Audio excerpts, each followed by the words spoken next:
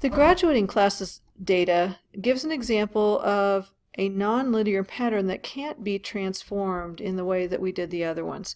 So sometimes you have something that just doesn't fit any model nicely. So here's an example.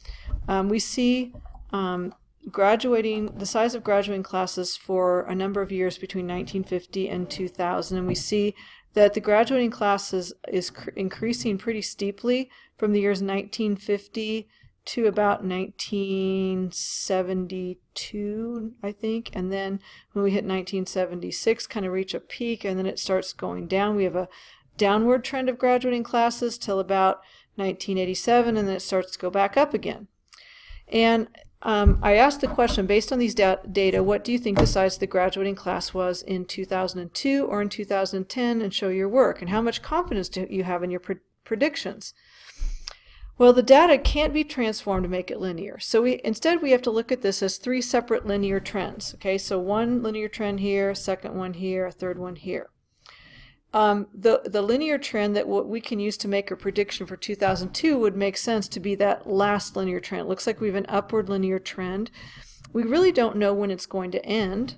This was a fairly long trend, then a shorter trend, and we don't know if this is going to be turned around right in 2000 and start going down. So there is a limited confidence in our prediction. Although I'm a little more confident in 2002, I would be hesitant to make any kind of prediction for 2010. Have no idea what the data is going to do in 2010. But let's go ahead and make a prediction for 2002. How would we go about that? Well, I would only use the part of the data that's in this last section.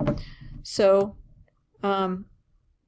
using only this part of the data, I did a linear regression, and I came up with this value for my slope and my y-intercept, and I substituted 102, which would be year 2002, and I got 455, about 456 students. Okay, so just a slight increase from here. So I have a fairly high degree of confidence that that would be pretty close to the actual enrollment, because even if it started to go down, it wouldn't have gone down maybe by a whole lot, and so that would still not be that far off.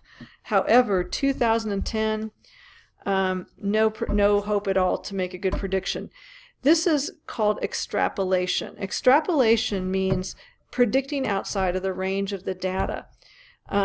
Predicting from the year 2000 to the year 2010 when I don't have anything in between is very problematic.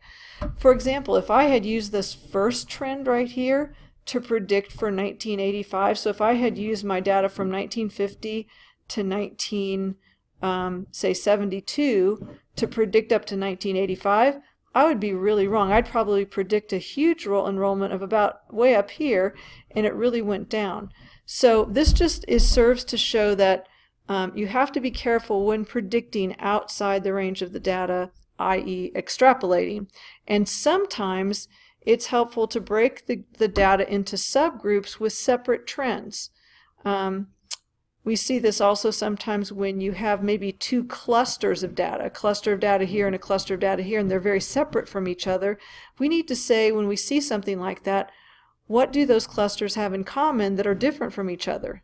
Maybe there were two subgroups in the data that we weren't aware of at first, and analyzing each subgroup separately is usually the better approach when you have that happen.